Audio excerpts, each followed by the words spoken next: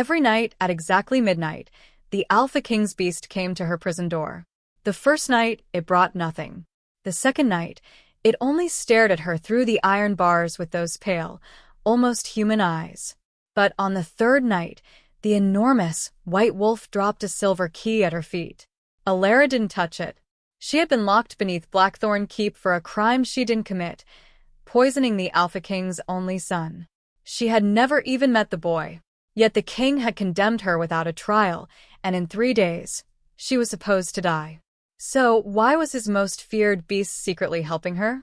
And why did the wolf disappear every time the guards approached? Night after night, the same thing happened. The wolf came, the key appeared, and then it vanished into the darkness before dawn. But the seventh night was different. The beast did not leave the key outside her cell. It walked away slowly, then stopped at the end of the corridor and looked back at her, as if waiting, as if asking her to follow. Elara's hands trembled as she looked down at the silver key. She could escape, but something inside her warned her that the key was never meant to open her prison. It was meant to open a door hidden beneath the castle, a door the Alpha King himself had forgotten. And behind that door was a secret that could reveal who really poisoned the prince and destroy the kingdom before sunrise. Every night at exactly midnight, the Alpha King's beast came to the prison door carrying the same silver key in its mouth. The first time it happened, Elara thought she was dreaming. She had been awake for hours, sitting against the damp stone wall with her knees drawn against her chest, listening to the wind howl somewhere above the prison ceiling. The cold had already found its way through the thin wool blanket they had given her.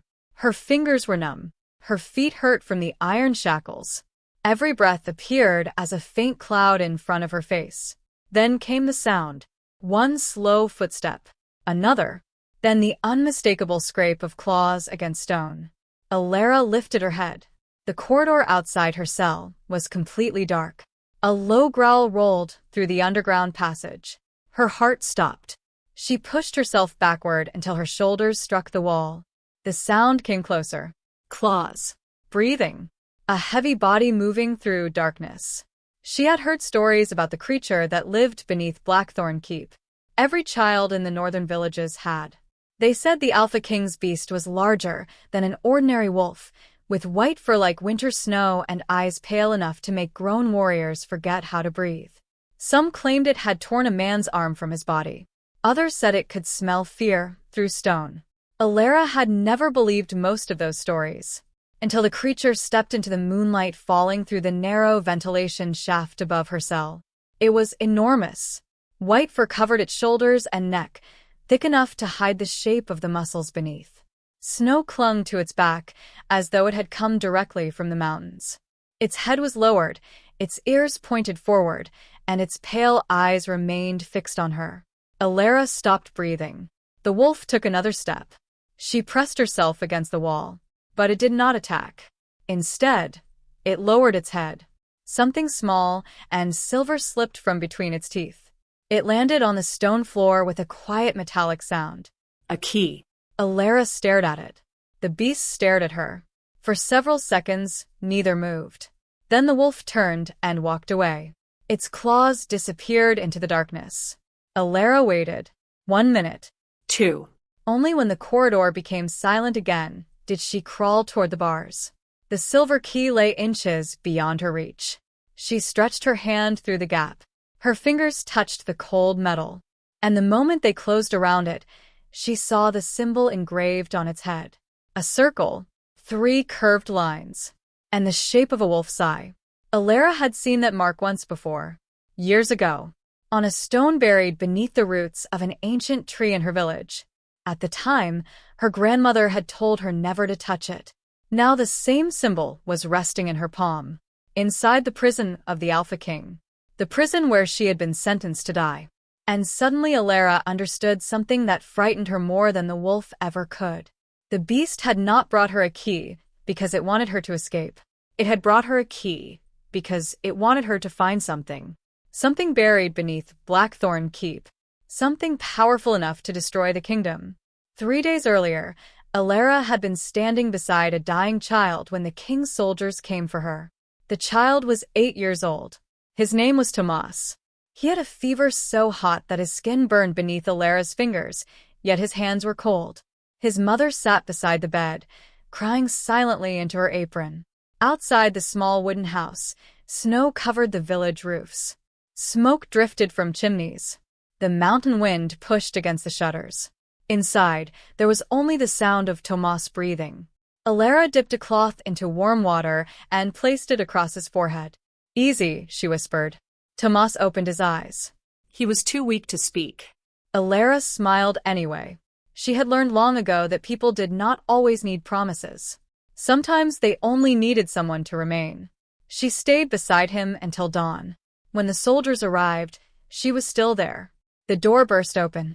6 armored men entered the room. Snow blew behind them. The mother screamed. Elara stood slowly. "Who are you?" The tallest soldier pulled a royal seal from beneath his cloak. "By order of King Rowan of Blackthorn, you are under arrest." Elara looked at Tomas, then at the soldiers. "Why?" The soldier's expression did not change. "You have been accused of poisoning Prince Kalen." The room became completely silent. Elara almost laughed, not because it was funny, because the accusation was so impossible that her mind refused to accept it. "I've never seen the prince. You will come with us." "I can't leave him." The soldier stepped toward her. Elara moved between him and Tomas. "He has a fever. He is not our concern. He will die if I leave." The soldier's jaw tightened. "Neither is your choice." 2 guards seized her arms. Elara fought them for only a moment, not because she was weak, because she knew she could not win. Her eyes remained on Tomas as they dragged her outside. The boy's mother clung to the bed. The snow swallowed Elara's footprints almost as quickly as they were made. By sunset, her village had disappeared behind the mountains. By midnight, she saw Blackthorn Keep. The fortress seemed to grow from the mountain itself. Black stone walls rose above the cliffs. Torches burned along the battlements. Banners bearing the silver wolf of the royal house snapped violently in the wind. The soldiers took her through the main gate. No one spoke. No one looked at her for long. She was taken beneath the castle. Down one staircase. Then another. Then another. The air became colder with every step. At last, they reached a corridor carved directly into the mountain. Iron doors lined the walls. Some were empty. Some were not. A guard unlocked the final cell. Inside, Elara stepped across the threshold. The door slammed behind her. The sound echoed for a long time. That was how her life as a prisoner began. Not with a trial. Not with evidence. Not with a chance to defend herself. Only a locked door. And a king who had already decided she was guilty. Above the prison, King Rowan stood beside his son's bed. Kalen had once been the brightest child in Blackthorn Keep. He had laughed too loudly, run too quickly, asked questions that made the royal council uncomfortable. Now he lay beneath heavy blankets, his face pale against the pillow. Rowan stood beside him, without moving. The king had not slept properly in 12 nights. His hair was uncombed. His beard had begun to grow. A cup of untouched wine sat on the table. The royal physician stood across the room. His breathing is weaker. Rowan's fingers tightened around the edge of the bed. "You said the medicine would work." "I said it might." The king turned. The physician lowered his eyes. Rowan's voice became quieter. "Find another answer. We have tried every treatment in the royal records. Then find something that isn't in the records." The physician hesitated. "Your Majesty, leave." The physician bowed and left. Rowan looked back at Kalen. His son's chest rose. Fell. Rose again. Each breath seemed smaller than the one before. Rowan closed his eyes. For the first time in years, the Alpha King looked less like a ruler and more like a father who was terrified. Behind him, Lord Malvek watched silently. He was an older man with silver at his temples and a calm face that rarely revealed emotion. "You did the right thing, Your Majesty." Rowan opened his eyes. "Did I?" The healer confessed to having access to the ingredients. "She said she has never seen my son. Fear makes people lie." Rowan looked toward the window. Snow covered the kingdom below. What if she is innocent? Malvek did not answer immediately. Then he said, "If you hesitate now, your majesty, others will see weakness." Rowan looked at his son again. The doubt vanished. Or perhaps he simply buried it. "Make sure she cannot escape." Malvek bowed. "Of course." As he turned away, a faint smile appeared on his face. Only for a moment. Then it was gone. Elara spent her first night in darkness. She did not sleep. Every time she closed her eyes, she saw Tomas. She wondered whether he was alive. She wondered whether his mother had found another healer. She wondered whether anyone in her village believed she had actually poisoned a prince. Near dawn, footsteps approached. A young guard stopped outside her cell. He pushed a bowl through the opening. Bread. Water. Nothing else. Elara picked up the bowl. The guard turned away. Then she noticed him limp. "Your leg." He stopped. What? "You are injured." "I'm fine." "You are bleeding." He looked down. A dark stain had spread beneath his trousers. "It's nothing." Elara stood. The shackles around her ankles clinked. "Your boot is rubbing against the wound." He stared at her. "You are a prisoner." "I know. You were accused of poisoning the prince." "I know that too." He hesitated. Elara held out her hand. "Let me see." The young guard laughed bitterly. "Why would you help me?" Elara looked at the blood running into his boot. "Because you're hurt." He stared at her for several seconds. Then, reluctantly, he sat outside the bars. Elara knelt. She tore a strip from the edge of her sleeve. The guard flinched when she touched the wound. She cleaned it carefully. The cut was deeper than he had admitted. "You should have had this stitched."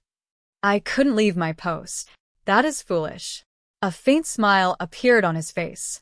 "You talk like my mother." "Your mother is probably right." For the first time since Elara entered Blackthorn Keep, something almost human passed between them. When she finished, she tied the cloth firmly around his leg.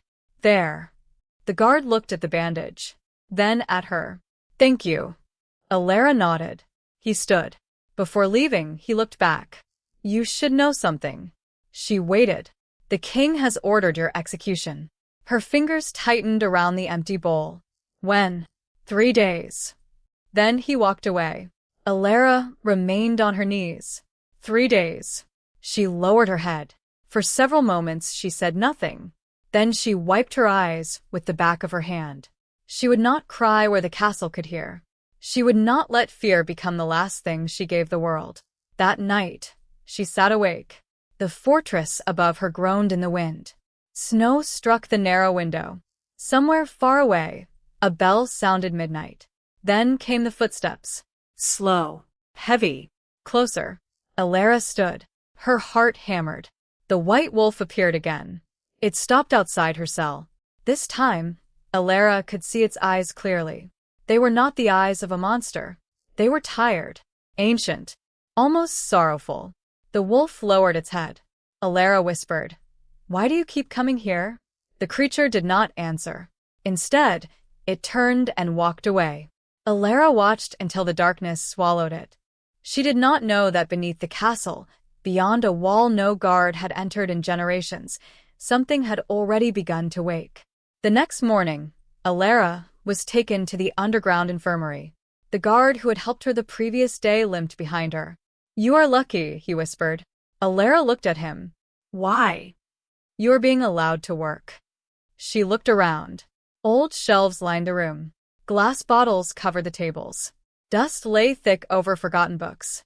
Several beds stood against the wall. 2 prisoners were being treated there. Elara immediately noticed something strange.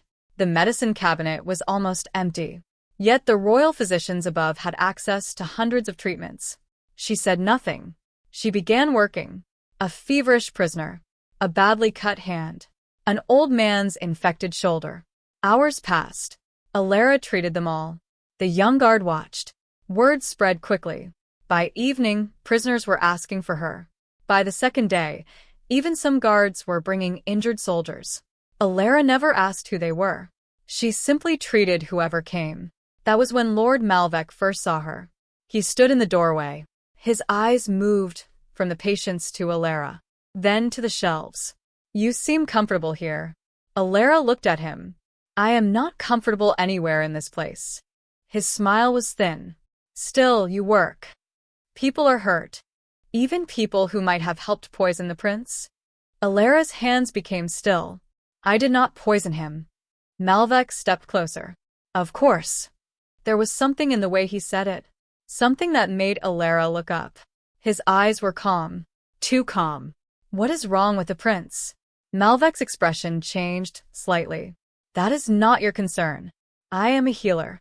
You are a prisoner. He turned. Before leaving, he looked over his shoulder. Do not ask questions about things beyond your station. Elara watched him disappear. Then she looked at the old medical records stacked against the wall. She had learned something important. People who wanted to hide a truth often became angry when someone asked the right question. That night, the wolf came again. This time it carried the silver key. Elara waited until it disappeared. Then she crawled toward the bars. She picked up the key. The metal was warm, almost impossibly warm. She turned it in her fingers. The symbol caught the faint moonlight. A circle, 3 curved lines. A wolf's eye. Her grandmother's voice returned to her. Never touch the stone beneath the elder tree. Elara had asked why. Her grandmother had only said, some doors are better left closed. Elara stared at the key. Then she looked toward the corridor where the wolf had vanished. Where are you taking me? Nothing answered. Only the distant howl of wolves beyond the mountain. Elara closed her hand around the key.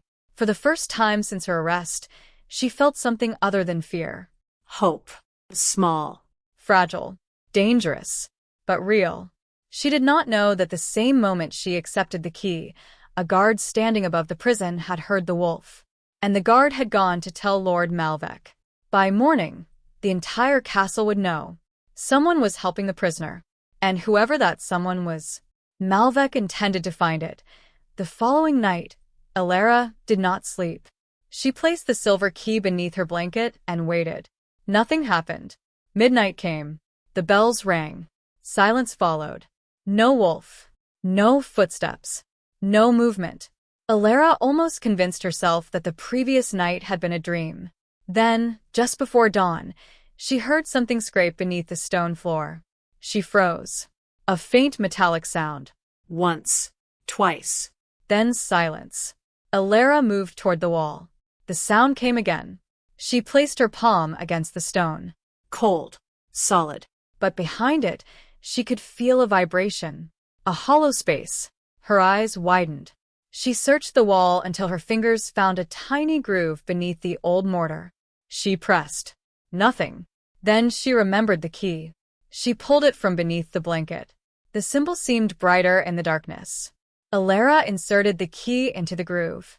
A click sounded inside the wall. She stepped backward. Stone shifted.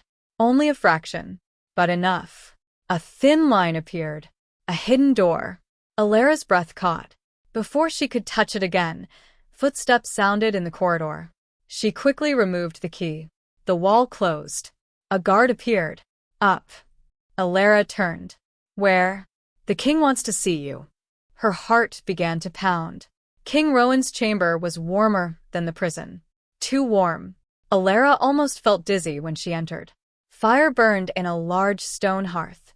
Heavy curtains covered the windows. Prince Kalen lay in the bed. He looked worse than Elara had imagined. His skin was pale. His lips dry.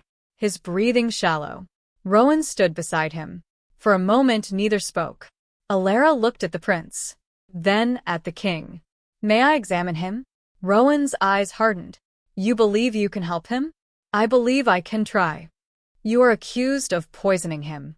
And if I had poisoned him, why would I ask to examine him? Rowan stared at her. She did not lower her eyes. Not this time. Something changed in his expression. Not trust. Not yet, but doubt. Examine him. Elara approached the bed. She placed her fingers against Kalen's wrist. His pulse was weak. Too weak.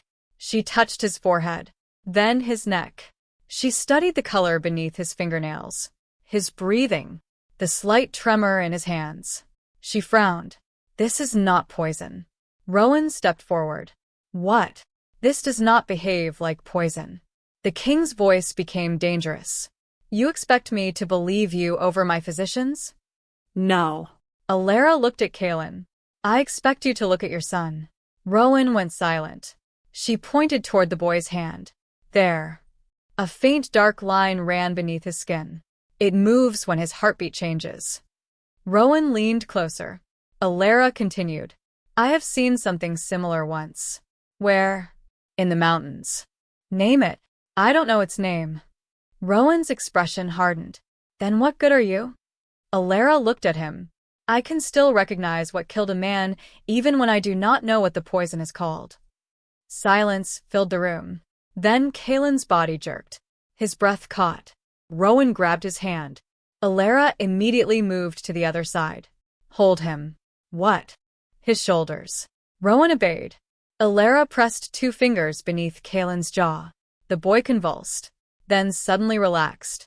His breathing steadied. Rowan stared at her. Elara looked exhausted. Whatever is hurting him comes in waves. What causes it? I don't know yet. Can you save him? Elara looked at the child. I might. It was the first honest hope Rowan had heard in 12 days. He nodded once. Then you will work here. Elara looked at the door. And when you are finished, you return to your cell. Her expression fell. Rowan noticed. For one brief second, something like regret crossed his face. Then it disappeared. Over the next 2 days, Elara studied Kaelin whenever she was allowed near him. She noticed that his condition became worse after certain medicines. She noticed that the dark line beneath his skin seemed to move toward his heart.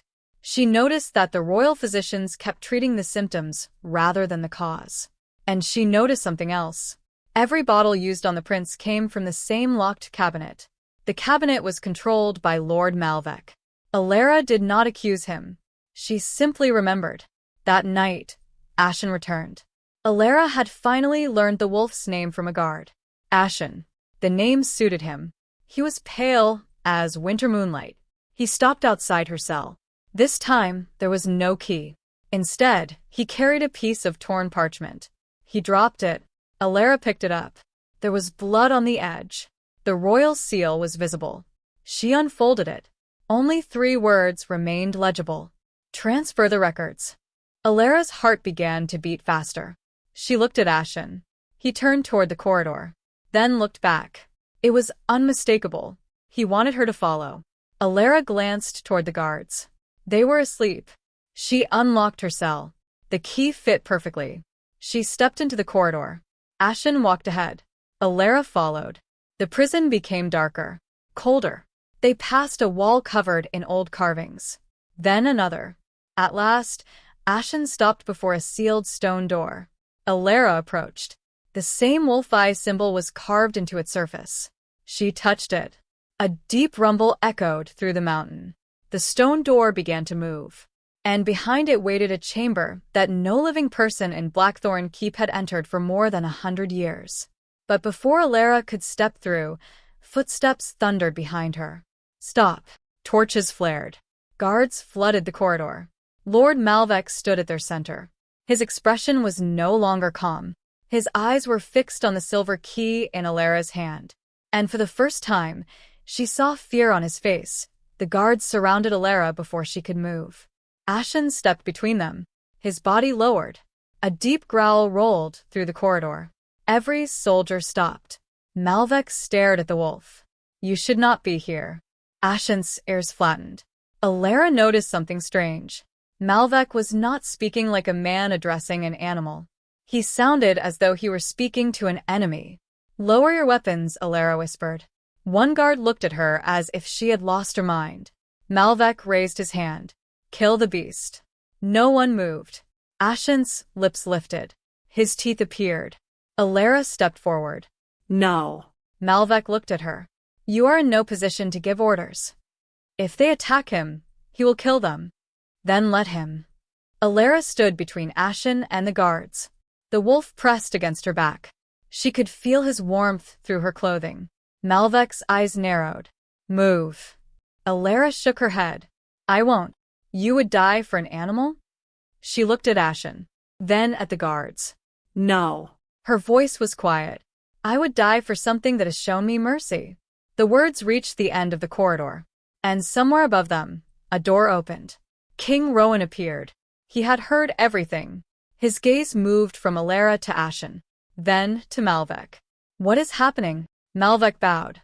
Your Majesty, the prisoner attempted to escape. Rowan looked at the open stone door. Why?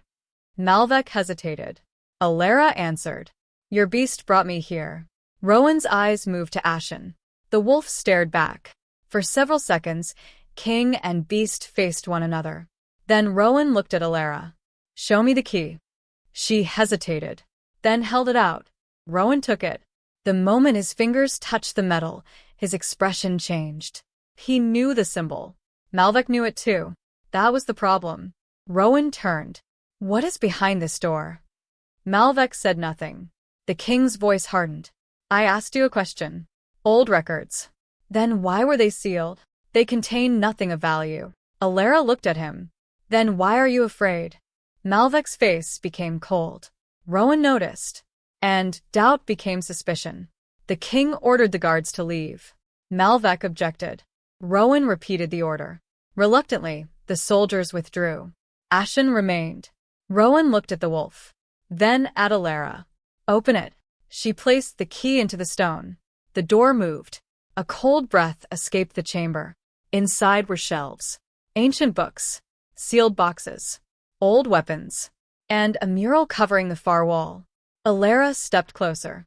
Her lantern trembled. The painting showed the first Alpha King. Beside him stood a white wolf. And beside the wolf stood a woman, a healer. Elara stared at the woman's face. It was not identical to hers, but there was something about the eyes. The same shape.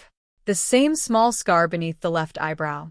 The same symbol around her neck. Elara touched her own skin.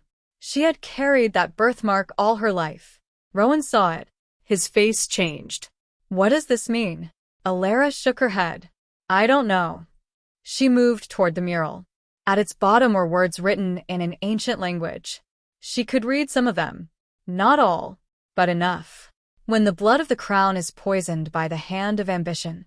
She paused. The White Guardian shall choose the healer who serves without asking what she will receive. Rowan stared at the words. Ashen lowered his head. Elara looked at him. You chose me. The wolf stepped forward. His nose touched her hand. For the first time, Elara smiled. It lasted only a second. Then a crash echoed from the upper castle. Rowan turned. Guards shouted. A bell began ringing. Malvek had disappeared.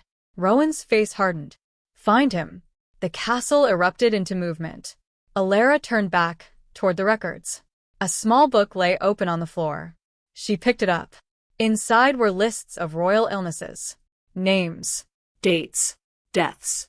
The same pattern repeated for generations. Every time a member of the royal family became weak, Malvek's family had been present.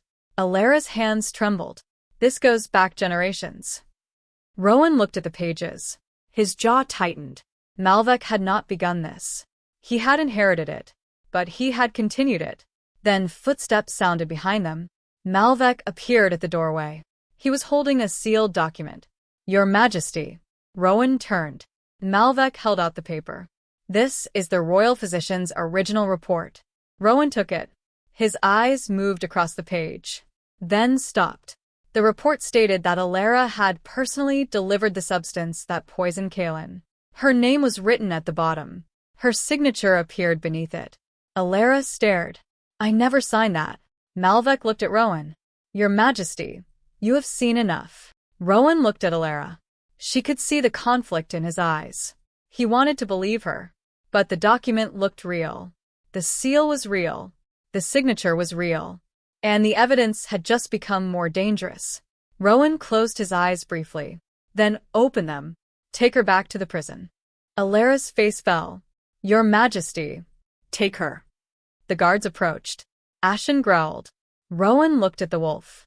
Do not. Ashen did not move. Elara touched his shoulder. It's all right. It was not.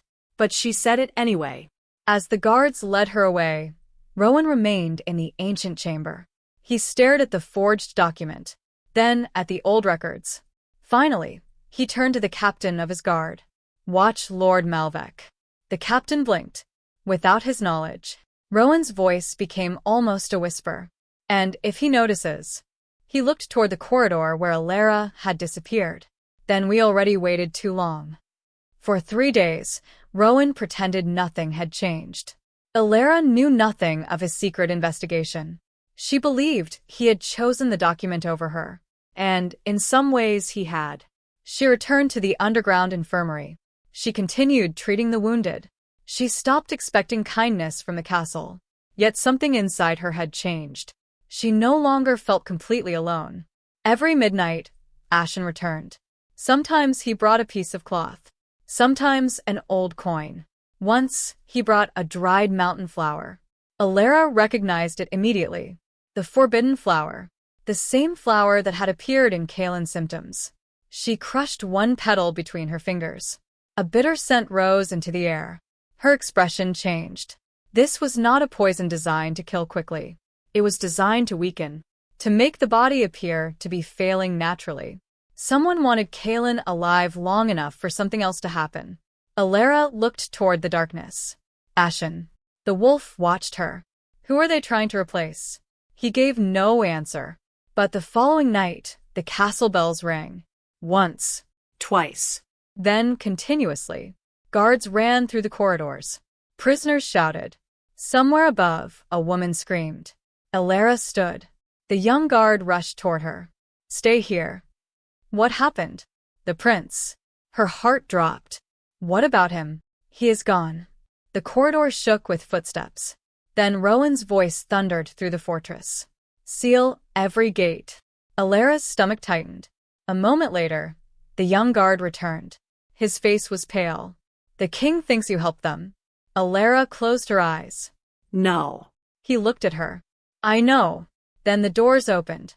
Soldiers entered. Elara was dragged from the infirmary. She did not resist. She knew resistance would only make them believe the accusation. But when they reached the main hall, she saw Rowan. He looked broken. His crown was missing. His hair was wet with snow. His hands were clenched. "Where is my son?" Elara shook her head. "I don't know. You were seen near the old records. I was following your beast. Where is it?" "I don't know." Rowan stepped closer. For one terrible moment, Elara thought he would order her execution.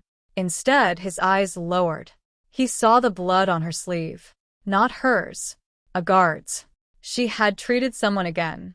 Even now, even while being accused, something changed in his face. "Take her back." Elara stared. "What?" "Take her back to the prison."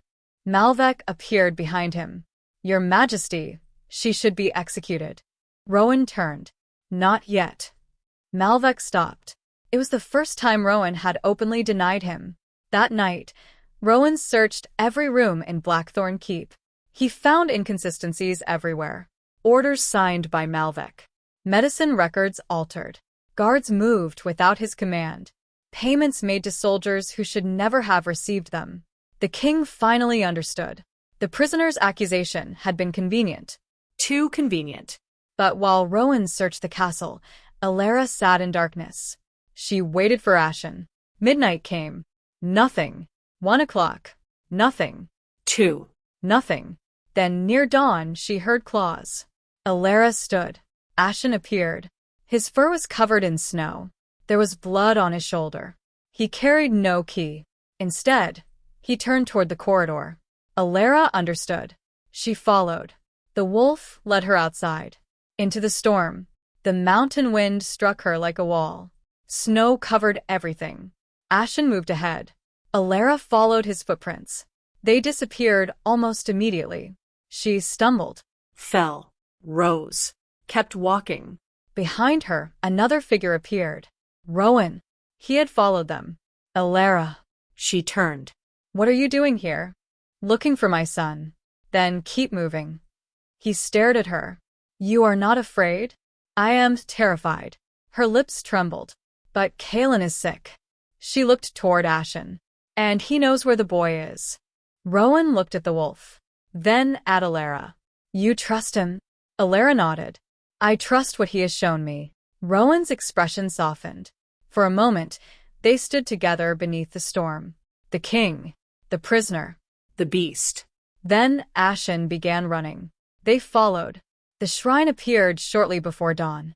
It was carved into the mountain. Old. Broken, covered in snow. Inside, they found Kalen. He was unconscious. His hands were bound. Elara ran to him. Rowan dropped to his knees. My son. Kalen's eyes opened slightly, then closed. Elara pressed her fingers against his throat. He's alive. Rowan exhaled. The sound was almost a sob. Then a slow clap echoed through the shrine. Malvek stepped from the darkness. His clothes were covered in snow. His sword was drawn. How touching. Rowan stood. His face became cold. You. Malvek smiled. You finally understand. Where are my guards? Mine now. Rowan looked around. Figures emerged behind Malvek. Soldiers. Dozens of them. Elara realized the truth. The kidnapping had never been about Kalen. It had been a trap. Malvek wanted Rowan away from the castle. Alone. Surrounded. And powerless. Your kingdom will belong to me by sunset, Malvek said. Rowan drew his sword. Not if I am alive. Malvek smiled. That is why you won't be. Then he raised his hand. The soldiers attacked.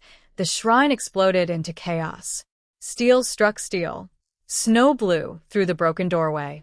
Ashen lunged toward the nearest soldier. Rowan fought with a fury that came from more than anger. It came from fear. Fear for Kalen. Fear for the kingdom. Fear for the woman standing behind him. Elara ignored the battle. She had only one task. Save the prince. She opened the satchel she had carried from the castle. Inside were the plants she had gathered from beneath the snow. The mountain flower, a bitter root, silverleaf, and a small vial of water collected from a frozen spring. She crushed the plants together. Her fingers shook. Kalen's breathing became weaker. Stay with me. His eyes remained closed. She placed the mixture beneath his tongue. Nothing happened. Rowan fought 3 soldiers. Ashen drove another against the stone wall. Elara waited. 1 heartbeat. 2. 5. Kalen coughed. Alara's eyes filled with tears. He breathed again. Stronger. Rowan saw it. His face changed. Hope. Real hope. Then Malvek attacked him. The 2 men crashed against the shrine wall. Rowan dropped his sword. Malvek raised his blade. Elara screamed. Ashen turned. He crossed the room in a blur. His jaws closed around Malvek's arm. The sword fell. Malvek cried out. Ashen threw him aside. Malvek stumbled toward the rear of the shrine. He found an ancient stone lever. He pulled it. The mountain shook. Cracks appeared across the ceiling. Rowan looked up. Move. Elara lifted Kalen. He was heavier than she expected. Rowan reached for him. I'll carry him. Elara shook her head.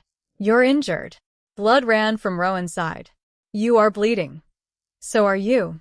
Neither moved. Then the ceiling cracked again. Rowan took Kalen. Elara followed. They ran. Behind them, the shrine began collapsing. Malvek disappeared into a tunnel. Ashen followed. Rowan stopped. Elara grabbed his arm. No. He is getting away. Your son needs you. Rowan looked at Kalen. The boy's head rested against his shoulder. For a moment, the old Rowan might have chased revenge. The man standing there did not. He turned away from the tunnel and chose his son. They escaped the shrine just before the entrance collapsed. Outside, the storm had begun to weaken. Dawn touched the horizon. Rowan placed Kalen gently in the snow.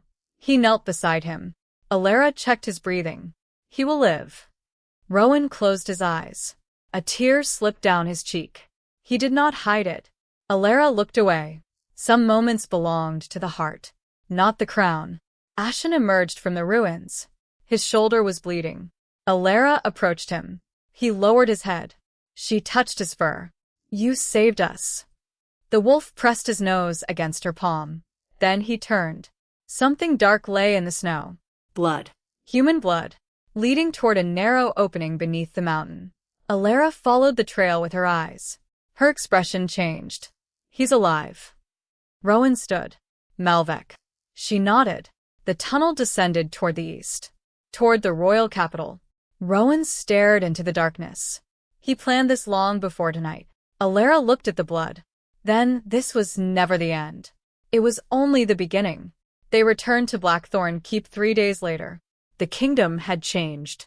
News of the prince's disappearance had spread through every village. People gathered along the roads. Some prayed. Some cried. Some believed the royal family had fallen. Then, the gates opened. Rowan rode through them. Kaelin was alive. Elara followed beside him. Ashen walked behind. And behind Ashen came the white wolves of the northern mountains. The people fell silent. No one had ever seen so many together. The wolves did not attack. They simply walked. Slowly. Calmly.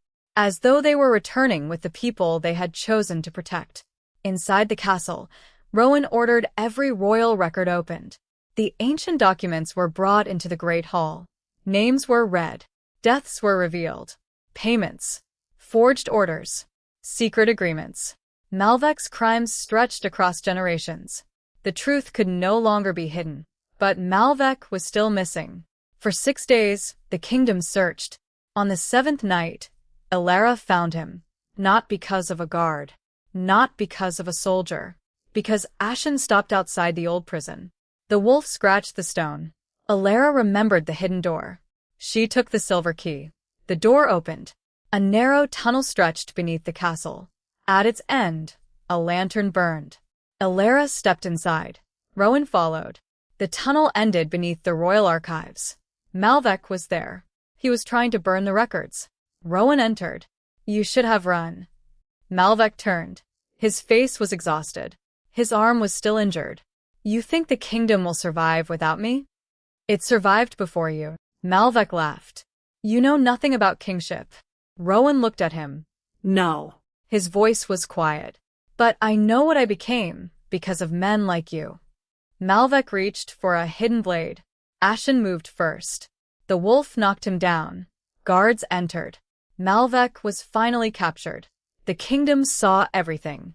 No execution was carried out in secret. No evidence disappeared.